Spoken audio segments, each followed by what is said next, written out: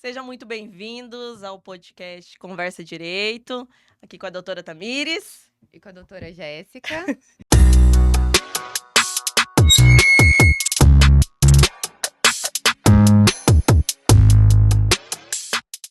Vai ser muito bacana, muito informativo, mas também muito relaxante, é o que esperamos para vocês, né, amiga? Um brinde ao nosso primeiro Ao nosso episódio. início.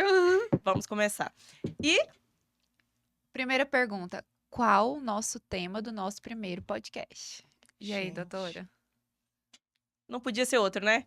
Divórcio. No- Todo mundo gosta de saber da fofoca do divórcio alheio, mas ninguém quer tomar providência para formalizar seu próprio divórcio. né, Eu amiga? acho que é o assunto que mais recorrente no domingo, no almoço ali de família. Todo mundo quer saber quem divorciou, por que divorciou, quais são as fofocas do divórcio. Vai aguentar mesmo? Vai acabar voltando? Isso, tem sempre essa pergunta. E para começar, a principal pergunta que a gente recebe no nosso dia a dia: eu quero me divorciar, por onde eu começo? O que fazer? E aí, doutora Jéssica, qual que é o primeiro passo? Olha, hoje eu quero divorciar, já tô decidida. O que eu tenho que fazer? Eu gosto muito de usar a analogia do médico. Se você tá doente, qual que é a primeira coisa que você tem que fazer? Ir a uma consulta. Faça o mesmo com seu advogado. Essencial, mas vá a uma consulta com um especialista de sua confiança. Se não tiver um de confiança ainda, não tem problema, é hora de experimentar. Procure um especialista na área e marque uma consulta. Mas o segredo é o quê? Silêncio, né, doutora? Não conte pra ninguém. Não. E principalmente, só conte para a outra parte depois que passar por uma consulta com o especialista. Assim como a analogia que a doutora Jéssica fez aqui. É importantíssimo ter um advogado especialista em divórcio. Como se você, quando vai ao médico, tô com problema na perna. Você não vai no oftalmologista, você vai no ortopedista. A analogia do médico, ela sempre funciona. Sempre funciona. Porque apesar do advogado e do médico ser as profissões mais antigas, assim, as mais clássicas de todas, a cultura que se tem para o advogado e para o médico é muito diferente, né? O médico todo mundo respeita ali a orientação, procura um especialista, não deve ser diferente quando a gente fala de advogado. Então vamos lá. Primeira coisa, passar por uma consulta com um advogado especialista. Depois, Não conte para ninguém, principalmente para o seu futuro ex e muito cuidado na hora de partilhar isso também com amigos e familiares. Tenha certeza que vá partilhar esse interesse seu pelo divórcio, pela consulta, com a pessoa que realmente esteja ao seu lado em qualquer situação. Eu estou falando aqui de lealdade. um ponto muito importante, levantar toda a documentação de todos os bens. Por isso que a gente sempre fala que tem que esperar primeiro, antes de sair da casa, juntar toda a documentação, porque às vezes aquela documentação está em posse do outro, não está com você. Por isso que o ideal é que você saia de casa só após o seu advogado te falar: agora você pode ir, seu processo já está protocolado. E aí tem uma coisa muito interessante, que inclusive é uma pergunta muito recorrente. Eu posso sair de casa? Não vou perder os meus direitos por isso?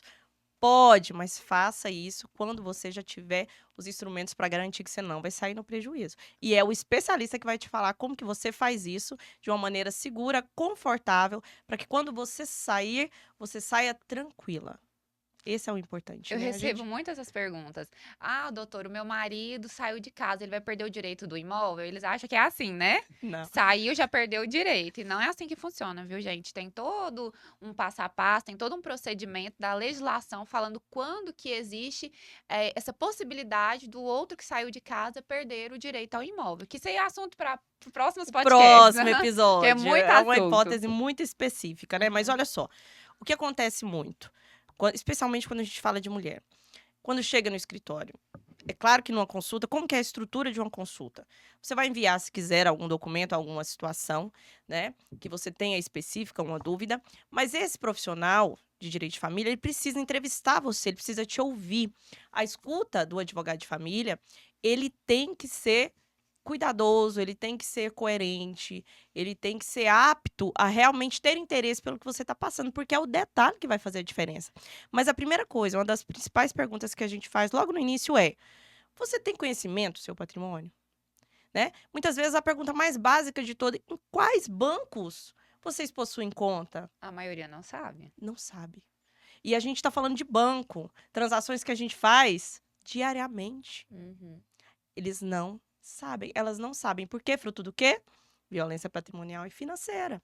Vivem, acreditam que têm o patrimônio, mas na verdade estão totalmente fora de controle, né? Então, é importante saber as contas, é importante saber os investimentos, Por né, isso que é doutora? importante passar pela consulta, porque cada caso é um caso. Às vezes um casal tem investimentos e o outro casal não tem. Às vezes o casal investe em imóvel e um outro casal já não tem imóvel. Então, assim, a consulta que vai direcionar você quais os documentos e onde procurar esses documentos. Porque cada documento, né, a depender, por exemplo, imóvel, às vezes você tem que ir lá no cartório.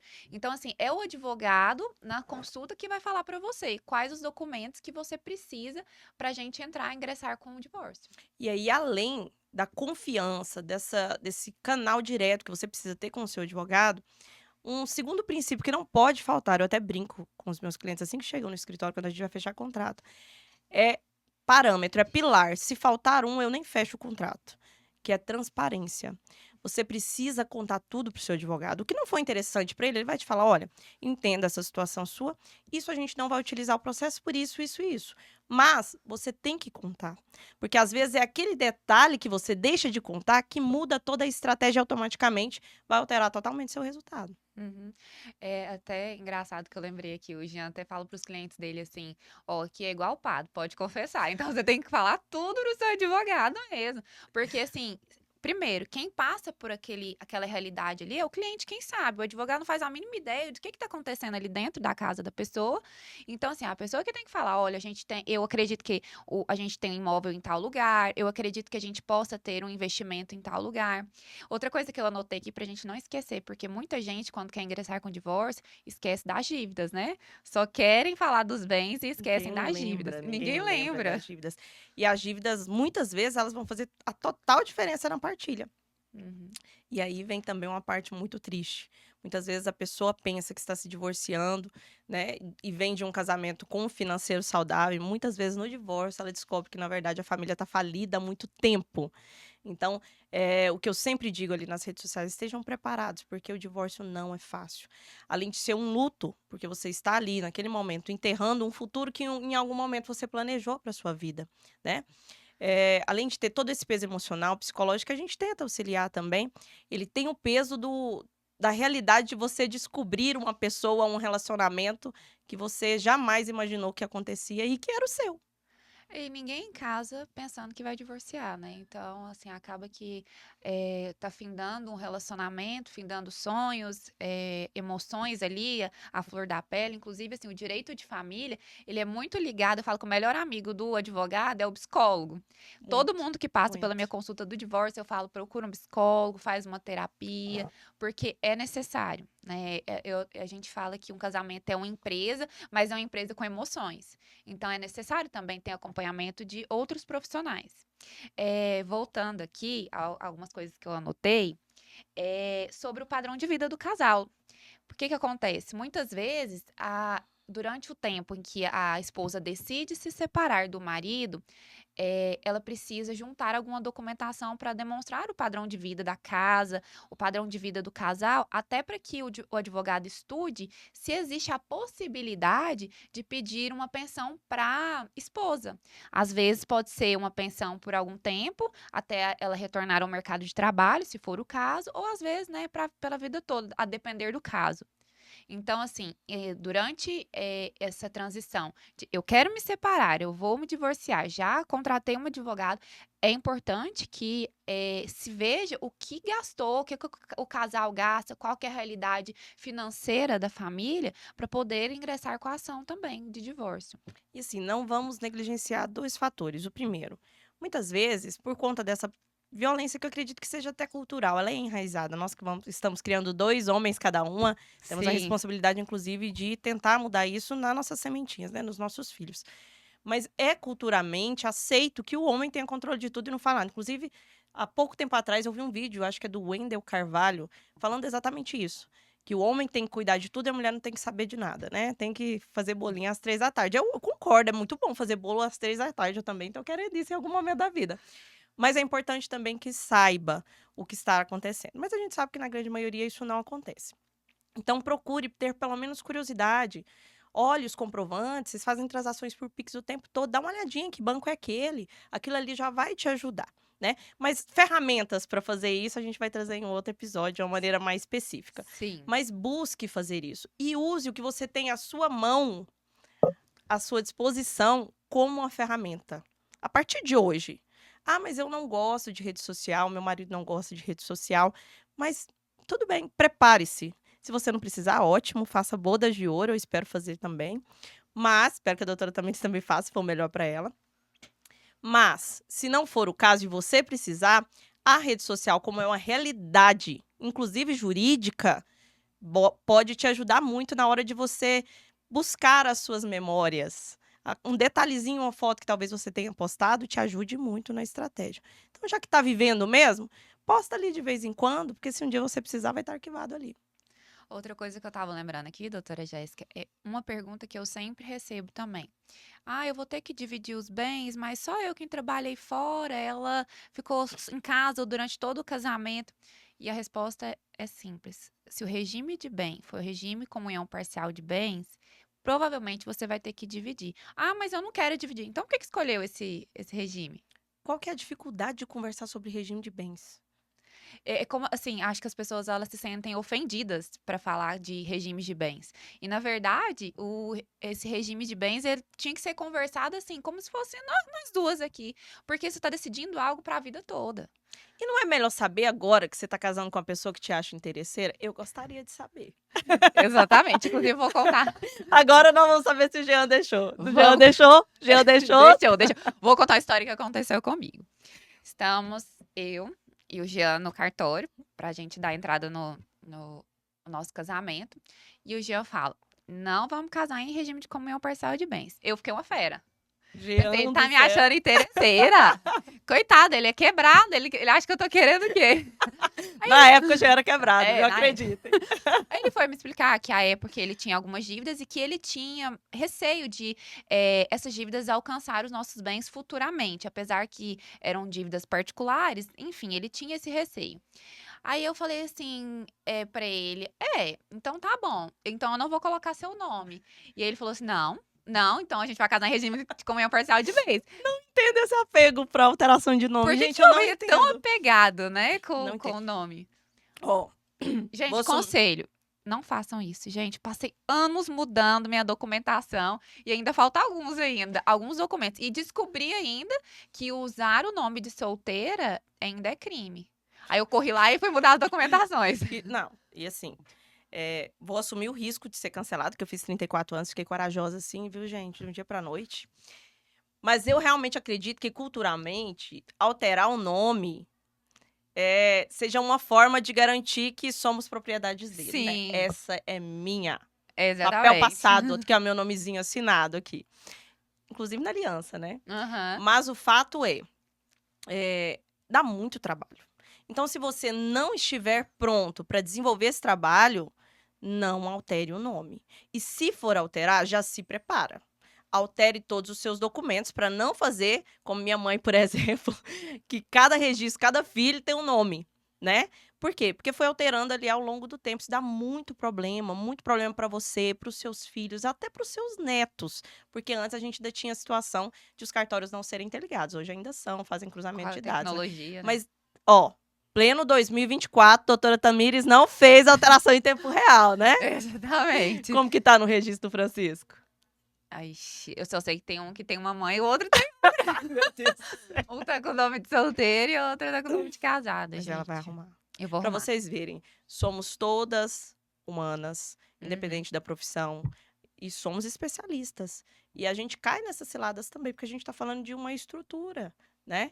Que foi moldada muito antes de nós e que nós precisaremos trabalhar muito ainda para que realmente ela seja diferente, Uhum. né? Tá, vamos lá mudar um pouquinho de assunto e vamos falar um pouco sobre a nossa realidade, né? Que a gente veio aqui mais para contar nossas experiências, para ser algo mais didático, mas ao mesmo tempo mais experiência. Vamos lá. O que aconteceu um divórcio que te marcou? Você fala, nossa, aquilo ali me marcou, não vou esquecer. Às vezes pode ser algo engraçado, às vezes algo que mexeu com você por ser mãe. O que te marcou? tem um divórcio, na verdade, todos os meus divórcios são muito especiais. Porque quando a gente fala de divórcio, a gente está falando da vida das pessoas. E como eu me aproximo muito das minhas clientes, eu faço questão de entender o contexto dela, para a partir daí desenhar uma estratégia que vai realmente fazer diferença na vida dela. Eu acho todos os divórcios que eu fiz até hoje muito especiais. Mas teve um que me marcou muito, porque ele chegou para mim com os autos conclusos para sentença. E a cliente pediu uma consulta para mim, nem acredito que ela teve coragem de fazer isso, porque foi o que realmente mudou tudo para ela. E ela chegou, eu falei para ela, eu falei, olha, eu vou fazer meu parecer jurídico para você da sua situação, mas eu já vou te adiantar, já vou começar dizendo para você que enquanto a gente está conversando, o juiz pode estar prolatando sua sentença, né?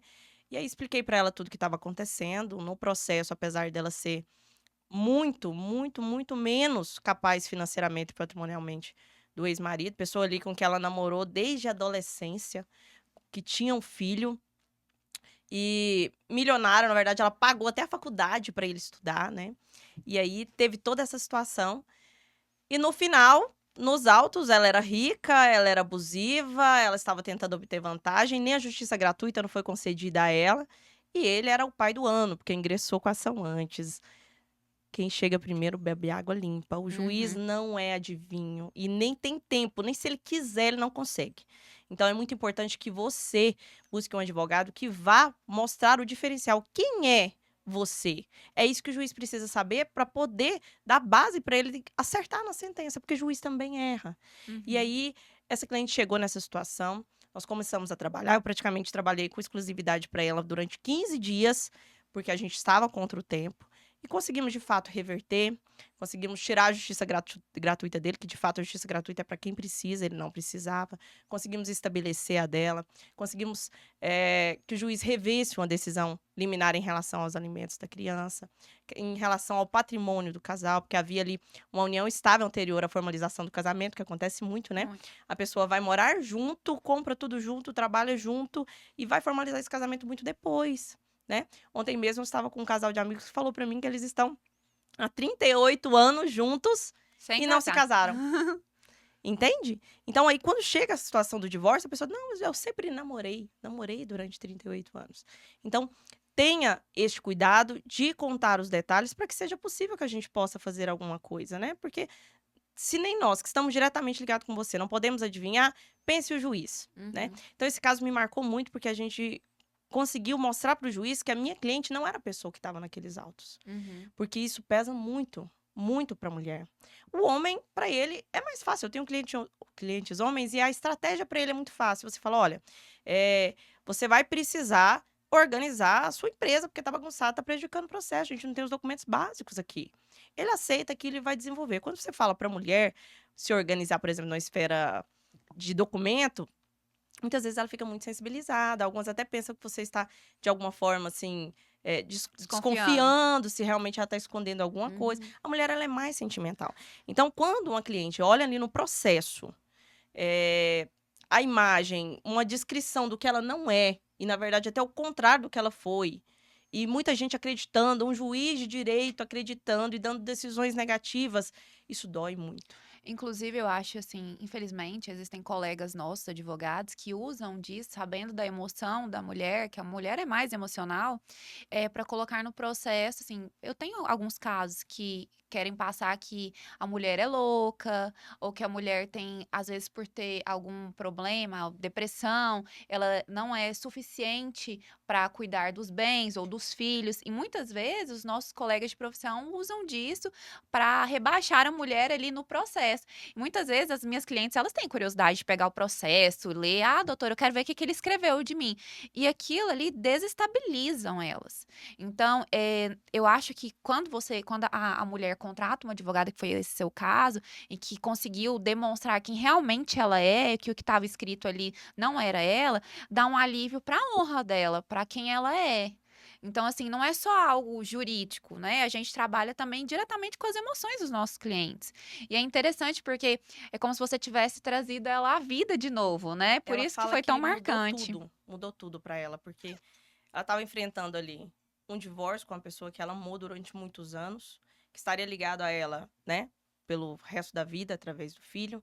estava lidando com o fato de se reestruturar financeiramente, porque ela já estava ali em casa, cuidando do filho, então ela teve que voltar à profissão, né? Então, todas essas emoções que são muito pesadas já por si só, ainda teve que descobrir que no judiciário ela era um ser humano que ela nunca foi. Então, ela disse que realmente, depois que ela viu uma decisão do juiz voltando atrás e mudando os parâmetros da imagem processual, um verdadeiro virar de jogos, isso trouxe para ela uma sede de viver tão grande que ela realmente floresceu. Ela floresceu. E, assim, tenho muito orgulho de você sabe quem é, né? Então, assim, me marcou muito, primeiro, pela fé dela. Uhum. De mesmo com o processo concluído para a sentença, tentar fazer alguma coisa. Se não tivesse feito, o resultado seria muito diferente. E segundo, pela força dela de Posicionar, né? se posicionar e florescer mesmo. Uhum. Depois dali, as coisas realmente foram fluindo, foram acontecendo, porque ela se viu de novo. Porque eu acredito que, em certo momento, ela até já falou isso pra mim, eu acredito que em certo momento ela até começou a acreditar. Gente, será que eu sou essa pessoa Sim. mesmo? Porque ele tá repetindo tanto, até Teve o uma juiz crise de tá identidade. acreditando. Teve, Uhum. entende? Então me marcou muito, mas eu quero saber o seu. O que meu te marcou? foram tantos, assim, e que, igual você disse, cada divórcio é muito pessoal e a gente se envolve com, querendo ou não, com o nosso cliente, ainda mais porque nós duas gostamos de trabalhar de uma forma mais aconselhadora, nós somos aconselhadoras, tem um atendimento mais empático, mais acolhedor, faz parte da nossa personalidade, porque somos mulheres, somos casadas, somos mães. Mas assim, no meu caso, o que mais me marcou foi um caso mais engraçado, não foi um caso tão triste. Gente, fui fazer um divórcio no cartório, tudo legal, tá? Consensual, gente. Para o divórcio ser no cartório, tem que ser consensual. Ambas as partes têm que quererem divorciar. Então, tava marcado, já tinha entregado toda a documentação. E, assim, eu sabia que os meus clientes, eles não tinham uma boa comunicação porque o casamento não terminou tão legal. Mas conversavam, até porque os dois me contrataram. Cheguei no cartório, a minha cliente chegou toda maquiada, ela era Linda, morena, linda, ela pintou o linda. cabelo de loiro. Meu Deus. De repente, Outra mulher. não, outra mulher, de repente, o ex. Você pintou o cabelo só pra se aparecer pra mim. Só pra vir aqui hoje. Eu já te falei que eu não te gosto loira, desse jeito. E assim, o cartório lotado. E eu, meu Deus do céu. E aí eu falei, vamos lá dentro assinar, porque eu já deixei tudo preparado com o pessoal do cartório só pra fazer a assinatura mesmo. Aí ele falou, eu não vou assinar porque ela veio pra me provocar. E os dois começaram a discutir, uma gritaria. E os seguranças do cartório tiveram que intervir. E eu querendo assim, gente, eu não tô aqui, não são meus clientes. Então, assim, foi muito marcante. Porque esses dias atrás teve até um caso, assim, num cartório aqui em Goiânia, né? Que parece que o rapaz levou a atual pra assinar o divórcio com a ex. Não Gente, faça isso, não façam gente. Que isso. isso? E deu um maior barraco lá, né? Então foi mais ou menos isso. Assim, foi marcante porque eu fiquei aterrorizada. Ela gritando, ele gritando também. O segurança tentando intervir. A pessoa que tava fazendo nosso divórcio, a escrevente, falou assim: eu não posso fazer esse divórcio desse jeito aqui, porque só ela tinha assinado. Ele não tinha assinado, né? Porque ele falou que não ia assinar porque ela pintou o cabelo de loiro. Pra vocês terem uma ideia, assim. Um pouco daquela posse, né? Não, mas Do aí que a a gente gente tava traz falando. uma reflexão muito importante pra gente, né? Se ele tava tão pronto a encerrar esse relacionamento, por que que a cor do cabelo dela alterou a decisão dele? Não incomodou ele tanto, né? Enfim. Faz muito sentido. E aí, naquela bagunça, os ânimos exaltados, aí depois de um tempo, o segurança colocou um de um lado, um do outro, e eu querendo esconder lá dentro. E aí, eles acalmaram, e ele pegou, assinou e foi embora, e eu continuei com ela para fazer a averbação lá mesmo. Enfim, foram momentos assim, era um divórcio assim, que era para durar 40 minutos no máximo, porque eu já tinha organizado tudo, já tinha levado toda a documentação. Acho que fiquei mais de 2 horas lá, e assim, morrendo de vergonha.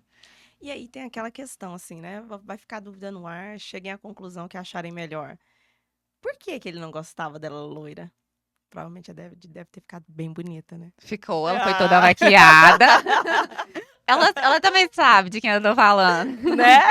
Ela sabe, a gente não pode expor muitas coisas aqui, né? Porque tem o sigilo Claro. profissional, mas a gente tá tentando contar alguns casos pontuais e que não consiga identificar, né? Quem assiste não tá conseguindo identificar quem é o nosso cliente. Porque a gente não pode falar muito, né? Ainda mais no direito de família, né, doutora Jéssica? Que a maioria dos processos ainda corre em segredo de justiça. Claro, claro. A gente sempre preza muito pela individualidade, pela privacidade dos nossos clientes. Mas eu tenho certeza que a gente contando situações assim, vocês vão identificar situações que acontecem aí no meio de vocês, né? Para vocês verem que é isso.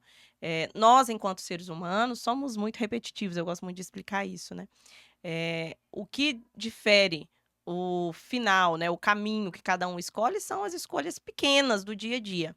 Mas na prática, vamos passar pelas mesmas fases, pelas mesmas situações e as pessoas em volta da gente também. Então, eu tenho certeza que vocês devem ter identificado algumas situações aí, com pessoas que vocês conhecem ou até mesmo vocês mesmos. Vai que a carapuça serve, né? Doutora, já aconteceu assim de você, no meio da audiência de um divórcio, ter que, às vezes, tirar a sua cliente da sala, ter que aconselhá-la lá fora porque estava chorando? Já aconteceu isso com você?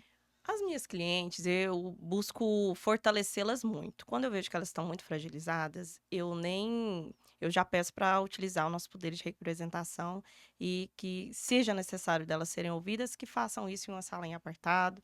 Eu tento ao máximo, e hoje a gente tem uma estrutura boa no judiciário que leva em consideração essa situação, principalmente quando a gente fala, por exemplo, de violência doméstica ou algo Uhum. nesse sentido. Mas, na verdade, eu tento fortalecer as minhas clientes ao máximo. De modo que, se elas entrarem, elas entram mais para a briga do que para o choro. Mas tem sim. Tem uma cliente também que é muito especial, para mim todas são, né, gente? Eu babo por todas. Mas essa foi muito forte, muito preparado, um processo muito longo, que envolveu, na verdade, mais de 11 ações para chegar nesse ponto. E que na audiência da questão da violência doméstica, quando ela foi dar o depoimento, porque eu realmente, inclusive, acho extremamente invasivo, eu acho que não seria necessário, tá tudo documentado nos autos. Mas o juiz pediu para ela contar de novo tudo o que aconteceu. E aí, por mais que ela tenha chegado firme, por mais que ela já tivesse enfrentado 11 processos antes daquilo, reviver, ter que verbalizar aquilo de novo, eu acredito que levou ela para aquele lugar. E ela realmente chorou muito, o que me incomodou muito, mas eu também deixei ela chorar, porque às vezes a gente precisa deixar o cliente também exorcizar, pôr para fora isso. Uhum. E no final deu tudo certo, mas essa cliente, inclusive, ela estava sendo ouvida em ambiente separado. Ela falou: Uhum. doutora, eu não quero respirar o mesmo ar que ele. Uhum. Então a gente trabalhou nesse sentido e deu tudo certo, mas assim, me comoveu muito aquele lugar. A minha vontade é tirar e acolher, assim, não, você não precisa passar por isso, né? Mas tem determinadas situações que a gente precisa deixar. E aí a gente sabe exatamente quando é uma situação e quando é outra, exatamente por esse cuidado que a gente tem de perto com o cliente mesmo, né? Não é só um nomezinho no papel. Doutora, eu também gosto de representar as minhas clientes. Eu prefiro eu falar do que elas. Eu acho assim que por mais que elas estejam um pouco preparadas, é um ambiente novo para elas, né? A audiência, muitas vezes a gente está na audiência de conciliação e eu falo, olha, o juiz não vai estar lá, porque parece que o maior medo delas, o juiz vai estar lá, o que que eu vou falar? Não, o juiz não vai estar lá, eu vou te representar, eu que vou explicar para o conciliador ou para a conciliadora quais são os fatos, o que que aconteceu para você ficar calmo. Você vai me responder no máximo sim ou não, aceita a proposta, porque como a gente já falou aqui anteriormente, a gente mexe em feridas, né? O divórcio, por mais que seja consensual, existe ali sonhos que acabaram, existem sentimentos, então eu prefiro eu falar, mas existem casos que não tem como. Já me aconteceu também em audiência de, no meio da audiência, fazer um acordo com o juiz, a gente estava numa audiência de instrução, e aí fazer um acordo, aí minha cliente, tá bom, aceitou tudo, e aí ela ia assinar o divórcio. Ela chorava sem parar. E ali eu sabia que o meu papel não era só de advogada, era de acolhimento. Peguei ela, saí lá pra fora da sala, dei um abraço, falei, fica calma, vai ficar tudo bem. Eu tô aqui com você, né? É que ela precisava daquilo, daquela palavra amiga. Ela voltou, assinou o divórcio, fomos embora do fórum, ela chorando. Mas foi um momento que me marcou muito também, porque ali eu entendi. Foi bem no começo, assim, da profissão, quando eu comecei a trabalhar com divórcio. Ali eu entendi que não era a Tamires só advogada, que quando as pessoas me procuravam só para fazer um divórcio, papéis e pronto, né? São pessoas mesmo. São pessoas com emoções, são pessoas que têm uma história e que às vezes necessitam não só da Tamires advogada, da doutora Jéssica advogada, mas aquela pessoa que pode estar ali passando com ela aquele processo doloroso. Extremamente doloroso, muito difícil. E isso vai moldando a gente enquanto profissional, mas também vai moldando a gente enquanto ser humano, né? Eu realmente não consigo me identificar mais com aquele advogado rígido que só faz ali o que tem que fazer. Dentro da nossa área, eu acho imprescindível a escutativa. Eu sempre já começo todas as consultas, todos os atendimentos, dizendo: olha, você aqui está sob sigilo. Mesmo que no final você não feche comigo, o que você disse aqui está guardado Uhum. aqui. E vai para os autos dentro da estratégia, se você aceitar. Porque tem clientes também que, por mais que a gente entenda que algum ponto seja interessante ser explorado ali para garantir um direito, ele fala: doutora, nessa ferida eu não quero mexer. Uhum. Não, mas você tem noção que você está abrindo mão desse direito e posteriormente você não vai Uhum. poder buscá-lo, porque você, né, maior e capaz, né? Tenho certeza, doutora. Então, ótimo, vamos para o próximo ponto.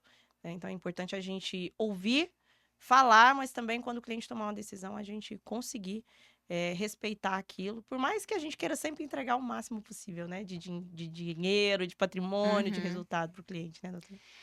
Doutora, e qual foi um pedido que algum cliente seu te fez que você falou: olha, aí eu não posso te ajudar, isso aí eu não posso fazer? Tem algum pedido aí que algum cliente te fez que você falou: não, isso aí não tem como não? Em relação à guarda, principalmente homens, bons pais. Eu tenho alguns clientes que são pais realmente extraordinários. E um deles solicitou para mim, na hora da gente desenhar ali o regime de convivência, porque aqui no escritório a gente faz questão de desenhar uma convivência própria para a sua realidade. Né? A convivência ela tem que funcionar para você. Eu costumo brincar, olha, quando a ponte da comunicação estiver quebrada, essa decisão judicial tem que resolver para você. Não faz sentido você ter uma convivência estabelecida que se, por exemplo, amanhã vocês tiverem uma briga e não conseguirem conversar, ninguém sabe o que faz com a criança. Não. A decisão em relação à convivência, ela tem que fazer parte da sua vida e ela tem que ser eficaz, mesmo se tudo der errado. É para isso que ela tem que estar ali. Porque se der certo, vocês combinam, flexibilizam, tá tudo certo. E aí, o que ele descreveu para mim no momento que a gente estava ali desenhando o plano de convivência dele, foi a guarda alternada que juridicamente aqui não é muito bem aceita. Temos situações extremamente pontuais, extremamente pequenas, quase que nenhuma, mas situações de pessoa com muito poder aquisitivo, pessoas muito ricas, e em que o juiz definiu ali um lar de referência para a criança e os pais se alternam. Porque se é para alguém sofrer, que seja os adultos, né, gente? E a guarda alternada, ela, segundo os especialistas, não sei o que estou dizendo, né? São especialistas médicos ali de saúde psicológica, etc., que dizem que não é bom para a criança essa instabilidade, 2 lares, 2 sociedades, 2 formas de convivência, muitas vezes duas religiões. Isso é muito pesado para a criança desenvolver, principalmente nesse momento de conflito. Porque quando a gente está falando de plano de parentalidade, a gente normalmente está falando isso dentro de um divórcio, né? Ou no caso de uma pessoa que não chegou a ser casada, a gente está falando ali de pessoas que, na verdade, nunca nem conheceram uma família e a outra. Então, ele desenhou para mim um plano de guarda alternada. Eu expliquei para ele, falei, olha, a gente pode chegar muito próximo a isso, mas isso que você quer, juridicamente, não é possível. Por mais que nós, advogados, não façamos nenhum tipo de promessa, porque não somos nós que assinamos a decisão, né? Eu sempre busco fazer os pedidos com mais base jurídica e jurisprudencial possível, para que de fato eu consiga entregar o que eu estou buscando para o meu cliente.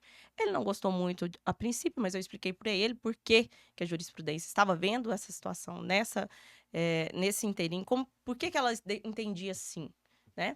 E acabou que ele entendeu, está trabalhando nisso, nós estamos trabalhando nisso juntos, mas é o tipo de pedido que não adianta você prometer, porque você não vai conseguir entregar, e depois fica ruim pra gente, né, doutor? E você? Qual que foi o pedido que fizeram pra você? Fala assim, olha, essa eu não vou conseguir te entregar hoje. Eu tô lembrando aqui, eu fico até rindo, gente. Há pouco tempo atrás, acho que tem uns 2 meses, uma cliente minha me mandou uns WhatsApps, uns prints de WhatsApp e de conversas do ex e prints da conta. bancária do ex que ela pegou no celular dele sem o consentimento dele. Aí eu falei, meu Deus, o que que eu faço, né? Ela ainda falou assim, nossa, é o único jeito de provar como que ele tava me traindo, porque assim, apesar de que hoje a nossa legislação, ela fala que não precisa provar se traiu, se houve traição ou não, quem é o certo, quem é o errado, pra o juiz te entregar o divórcio, né? Que as pessoas falam, a minha causa, como que é que o pessoal fala mesmo? Olha a minha causa Olha a ali. minha causa pra mim. Olha a minha causa ali. Então, apesar disso, ainda existe aquela cultura de que os clientes querem mostrar para o juiz que houve uma traição ou que ela que está saindo certa no divórcio. Então, ela queria, através dos prints que ela tirou do celular do ex-marido, tanto de conversas da sua infidelidade durante o casamento, quanto da conta bancária. Aí eu expliquei para ela, olha, eu não consigo juntar isso no processo, porque como foi feito de forma clandestina, né? Ele não deixou. Quando a gente fala lá no começo do nosso podcast que a pessoa tem que ficar em casa para juntar documentação, não é esse tipo de documentação, não, gente. Não é Não. invadir o celular do marido. Não vai adiantar nada, Não. gente. É juntar a documentação, outro tipo de documentação que depois a gente vai falar em outro podcast. E aí eu falei pra ela que, inclusive, é crime, né? Que eu não poderia fazer isso, juntar essa documentação.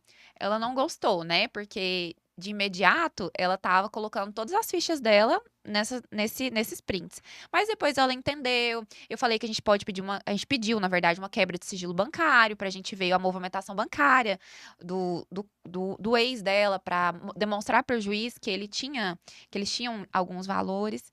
E aí ela aceitou, assim, mas inclusive eu até fiz um post um tempo atrás falando, gente, se fosse crime, né, que é crime, mexer no celular do marido, eu tava presa. Porque, É assim, porque ele não denuncia. é porque ele não denuncia. Agora a gente vai trazer pra vocês um dos nossos 2 quadros que a gente quer ver se vocês vão gostar pra gente manter a longo prazo. E o primeiro é Causo de família. A gente pediu na nossa caixinha de perguntas que vocês trouxessem alguma situação pra que a gente pudesse ajudar vocês. Doutora, Vamos que lá, vou mandaram aí pegar pra aqui gente? pra gente. Vamos o primeiro causo de hoje.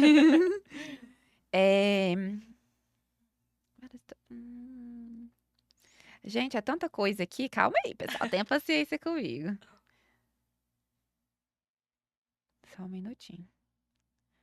Depois nosso amigo corta ali. A gente só vai poder falar 2, né? Amiga, eu acho que só um, que eu acho que já tá acabando. Tá. Vamos lá. Estou precisando de uma ajuda séria. Meu ex-marido e eu nos separamos há 2 anos. E desde então temos guarda compartilhada do nosso filho de 10 anos. Só que ele acabou de se casar de novo. E a nova esposa dele decidiu que vai ser a melhor amiga do meu filho. Não sei se isso é bom ou ruim. Eles, então, eles estão sempre postando fotos juntos nas redes sociais, com legendas tipo meu filhão, família completa e outras coisas assim. Ela até começou a ir em todas as reuniões escolares no lugar dele, sem me consultar. E para piorar, o meu filho começou a me comparar com ela. Dizendo que ela é a mais divertida e deixa ele fazer tudo o que quer. Eu estou me sentindo totalmente excluída e com medo de perder a conexão com meu filho. Ele não tem idade para entender a manipulação que está acontecendo. E meu ex-marido acha tudo isso ótimo. Diz que é bom para o nosso filho ter uma figura materna mais presente. Quando está na casa deles. Como é que eu lido com essa situação sem parecer que estou sendo a mãe ciumenta ou a ex-mulher amarga? Estou desesperada. Meu Deus, que situação difícil. Quer responder primeiro essa? Pode responder, porque assim, eu já tô imaginando eu como mãe, Ai, meu Deus. não como Vamos lá. advogada. De fato, ter uma madrasta atenciosa do outro lar não é nem só bom, quase que uma obrigação, porque se for o contrário, tem que estar com a medida protetiva e tirar. Mas eu vou falar aqui como mãe e profissional também. Quando a gente fala, muito me preocupa quando você toca na situação da guarda, né? Acompanhar em atividades que são próprias de quem tem a guarda da criança, provavelmente aí no caso de guarda compartilhada, é ato exclusivo parental. Então é direito do pai e da mãe. Eu entendo que aí há uma invasão que precisa ser conversada, né? Porque os direitos sobre a criança, as responsabilidades sobre a vida da criança são dos pais desde a concepção. né? Isso é Doutora, muito eu posso importante. só falar um negocinho aqui? Eu sempre Pode. falo para os meus clientes, gente, quem separa é você e seu marido, ou seu ex. Ou é você e sua ex. Os filhos continuam sendo os filhos, e o pai continua sendo o pai, e a mãe continua sendo mãe. Então, o relacionamento, ele tem que ser preservado ali, independente se as partes se divorciaram, né? Porque acaba assim que, quando termina o divórcio, eu sei que quando acaba o relacionamento com o divórcio, por envolver emoções, às vezes o pai, a mãe, os ex-cônjuges, eles querem anular aquela pessoa como pai e como mãe. E o principal fundamento da guarda compartilhada é uma boa comunicação, que é o caso da nossa seguidora. Querida seguidora. Olha, eu realmente oriento a você, em primeiro lugar, que chame esse pai, converse, explique o lugar de cada um. Não que a madrasta não tenha lugar. Se ela realmente for boa, que tenha um lugar na vida do seu filho, mas o lugar de madrasta, o de mãe é seu. Outro ponto que me preocupa é a situação de comparar você. De onde está vindo essa comparação? Porque uma criança de 10 anos, ela não trabalha em regime de comparação. Ela não tende a comparar as coisas. E aí muito me preocupa se lá realmente não está acontecendo, por exemplo, a situação de sua mãe é tão legal quanto a titia, né? Ou Uhum. pior, já pensou se estiver ensinando seu filho a chamar de mãe? Ai, gente, que difícil. É muito difícil a situação. Nossa senhora, mas busque primeiro essa comunicação. Se não funcionar e realmente você estiver observando que está vendo ali uma tentativa de anular a sua imagem como mãe, de afastar o seu filho de você, tome providências legais. A lei da alienação parental está aí para isso. Uhum. Né? Assim, o meu conselho é difícil porque acaba que a gente, né, fica conectada ali tanto como profissional quanto mãe, porque eu sou mãe também. Mas o meu conselho de experiência que eu já tive com clientes que eram madrastas e eram ótimas madrastas, e conselho também como mãe. Eu acho que, como eu disse aqui anteriormente, a comunicação tem que ser a chave da relação. Você, como mãe, conversa com o pai, assim como a doutora Jéssica falou, diz algo que está incomodando e que ele possa colocar no seu lugar também, porque ele gostaria que outra pessoa fizesse o papel que ele. Duvido muito. Não. Duvido muito. Aham. Então, assim, se tiver algum outro tipo de problema, inclusive, eu tenho processos em que a mãe me procurou porque a madrasta responde por processo criminal por maus tratos e ela quer impedir que seja essa convivência com o pai, é que a madrasta esteja presente durante essa convivência aos finais de semana, até que seja esclarecido dentro do processo criminal se houve ou não maus tratos. Então, assim, se você acha que essa situação está te incomodando a ponto de fazer uma alienação parental, que é fazer uma propaganda sua que não existe, é importante também você tomar as decisões, Medidas medidas legais. judiciais Claro. cabíveis ao caso, como a ação de alienação. Mas eu acho que, assim, no seu caso, o ideal primeiro é conversar com o pai, falar que está te incomodando, que isso não. Esse papel que ela quer fazer é um papel seu. Limites. As Isso. relações precisam de limites. Estabeleça limites. Treine esses limites, vê se vai funcionar, vá tentando fazer os ajustes. Se você observar uma resistência injustificada, né, bater um pé e falar, não é assim, ela vai fazer do jeito que ela quiser, toma providências.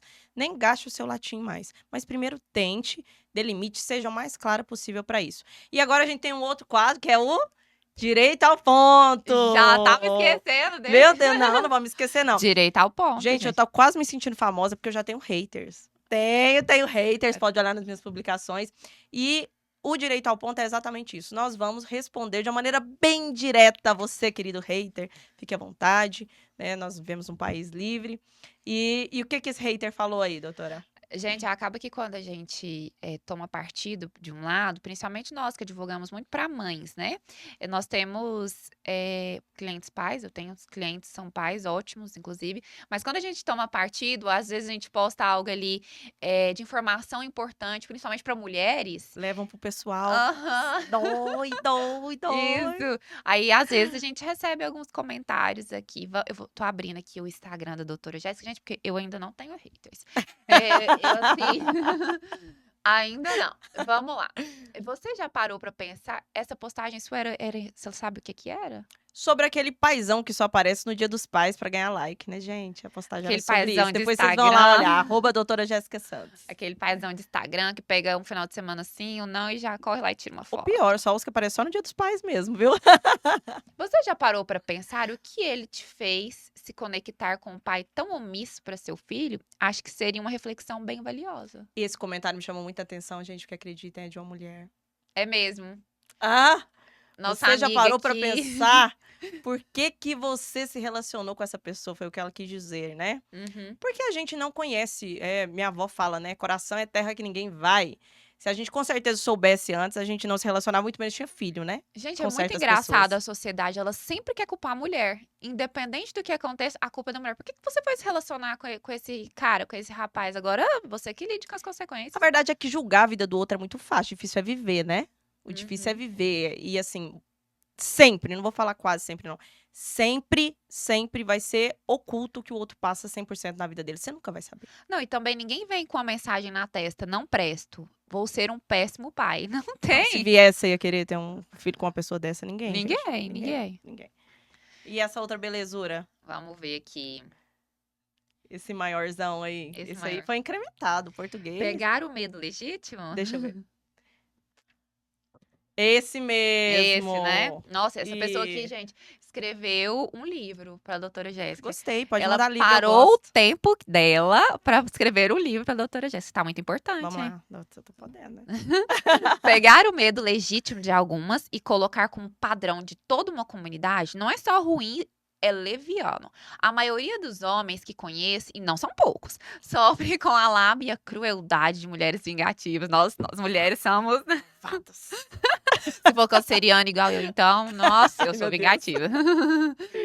Então, dizer que todas as mães separadas fazem isso, isso seria também errado da minha parte, mas admita que uma boa parcela das mães solteiras são vingativas e fazem de maneira consulente o afastamento da. Ó, a pessoa tá usando assim umas palavras bem, né? Foi lá no dicionário. É. Consulente o afastamento da criança do pai. Começa por descaracterizar o pai, na verdade escreveu o país, mas acho que é o pai que ele quer falar. O pai chamando de genitor, impondo regrinhas, dando descaso, ou como, no meu caso, mentindo diante do juiz. Portanto, não venham com panos e caçarolas aliviando para o lado das alienadoras. Gente, ele é poético. Eu gostei. Eu gostei. Mas, assim, o que eu posso dizer pra esse seguidor querido? Se doeu tanto, amigo, você precisa olhar pra dentro. Por que Exatamente. te incomodou tanto? Vingativas? Talvez buscar os seus direitos pra muitos seja uma maneira de vingança, né? Porque esses Sim. direitos foram anulados durante tanto tempo, né? Quantas décadas em muitos casos. Então, realmente, talvez seja uma vingança e que bom. Continua se vingando, mulheres, não deixem passar em branco. Agora que ele vai me odiar mesmo.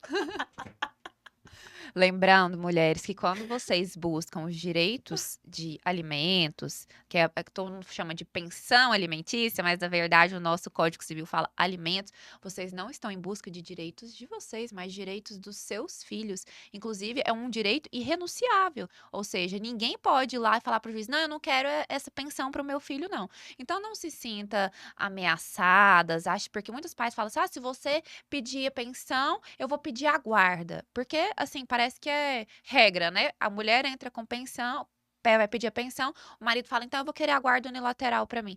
Não se sintam ameaçadas, é um direito do seu filho. Deixa pedir. O papel aceita qualquer coisa. Agora, nem é o papel, né? A tela aceita qualquer coisa. Difícil é ganhar.